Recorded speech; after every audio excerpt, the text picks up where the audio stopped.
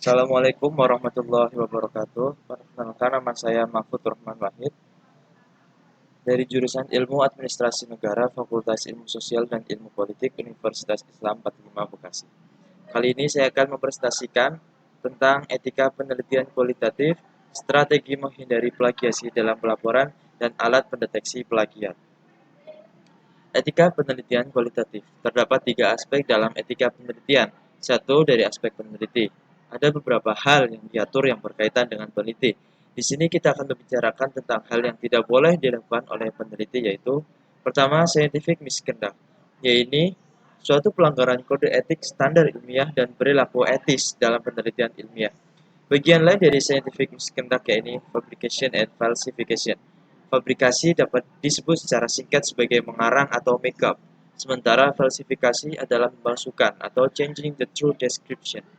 Jadi, scientific misconduct yakni sebuah tindakan yang sangat buruk karena dia menjiplak serta mengarang karya orang lain, lalu kemudian memalsukan data yang sudah ada. Kemudian dia mengakuinya sebagai hasil karyanya sendiri. Selanjutnya yaitu research fraud, yaitu perbuatan yang melawan hukum yang dilakukan dengan sengaja untuk tujuan tertentu, serta memanipulasi atau memberikan laporan yang keliru terhadap pihak lain, dilakukan oleh orang-orang dari dalam atau luar organisasi untuk mendapatkan keuntungan sendiri maupun kelompok yang secara langsung atau tidak langsung dapat merugikan pihak orang lain. Plagiat. Menurut Peraturan Menteri Pendidikan RI Nomor 17 Tahun 2010 dikatakan, plagiat adalah perbuatan sengaja atau tidak sengaja dalam memperoleh atau mencoba memperoleh kredit atau nilai untuk suatu karya ilmiah dengan mengutip sebagian atau seluruh karya dan atau karya ilmiah pihak lain yang diakui sebagai karya ilmiahnya tanpa menyatakan sumber secara tepat dan memadai. Dalam Kamus Besar Bahasa Indonesia, disebutkan plagiat adalah pengambilan karangan pendapat dan sebagiannya orang lain dan menjadikannya seolah-olah karangan atau pendapatnya sendiri. Aspek yang kedua yaitu subjek penelitian. Etika penelitian mengatur agar dalam melakukan penelitian tidak merugikan partisipan, termasuk juga perlindungan terhadap partisipan, menghormati harkat dan martabat manusia, serta menghormati privasi dan kerahasiaan subjek penelitian. Yang ketiga yakni komunitas, yaitu lingkungan sekitar peneliti. Di sini etika penelitian menekankan pada kebenaran data yang didapat dari hasil penelitian. Materi selanjutnya yaitu strategi menghindari plagiasi dalam laporan penelitian. Menghindari tindakan plagiat. Beberapa upaya telah dilakukan institusi perguruan tinggi untuk menghindarkan masyarakat akademisnya dari tindakan plagiat, sengaja maupun tidak sengaja. Berikut ini pencegahan dan berbagai bentuk pengawasan yang dilakukan menurut Permendiknas Nomor 17 Tahun 2010 Pasal 7. 1. Karya mahasiswa, skripsi, tesis, dan disertasi dilampiri dengan surat pernyataan dari yang bersangkutan yang menyatakan bahwa karya ilmiah tersebut tidak mengandung unsur plagiat.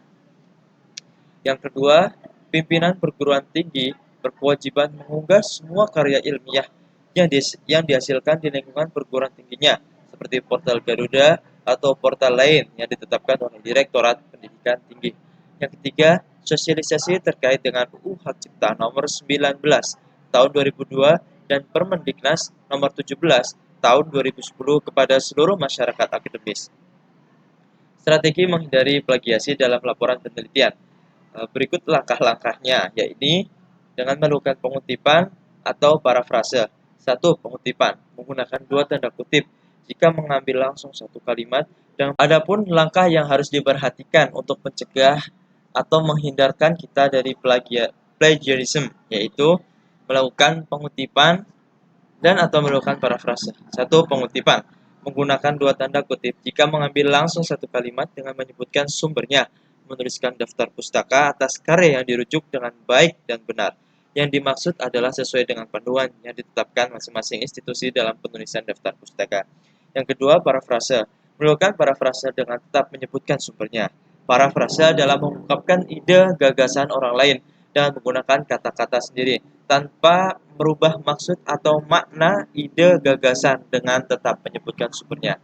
Selain dua hal di atas, untuk menghindari plagiat, ya kita dapat menggunakan beberapa aplikasi pendukung anti plagiat, baik yang berbayar maupun gratis.